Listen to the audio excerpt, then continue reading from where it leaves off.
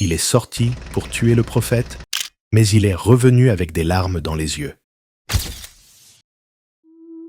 Il était fort, il était redouté. Il ne souriait presque jamais. Omar ibn al-Khattab, avant l'islam, était l'un des ennemis les plus farouches du prophète Mohammed. Un jour, il sort de chez lui, une épée à la main. Son objectif ? Mettre fin à la mission du messager. Mais Allah a décidé autrement. Sur le chemin, on lui dit « Va d'abord voir ta sœur. Elle est devenue musulmane. » Omar entre dans la maison. Il entend des versets, il frappe, il crie. Il blesse même sa propre sœur.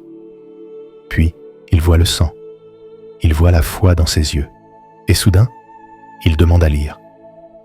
On lui donne la sourate Taha. Taha, nous n'avons pas fait descendre le Coran pour que tu sois malheureux. Et là, le cœur d'Omar se fissure. La dureté cède, les larmes coulent. Il part voir le prophète. Il entre. Les compagnons ont peur. Mais le messager dit, si Allah veut le bien pour Omar, il le guidera. Omar tombe à genoux. Il dit, j'atteste qu'il n'y a de divinité qu'Allah et que Muhammad est son messager. En une nuit, l'homme le plus dur devient le défenseur le plus courageux.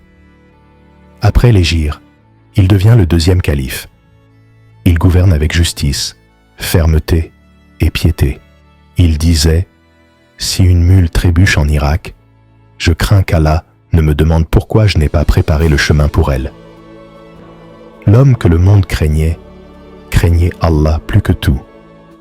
Voilà ce que l'islam peut faire. Transformer la colère en miséricorde, la haine en lumière, la peur en courage. Toi aussi, si tu te sens loin, dur, perdu, sache que le Coran peut fendre la pierre la plus sèche et qu'Allah regarde ton cœur, pas ton passé.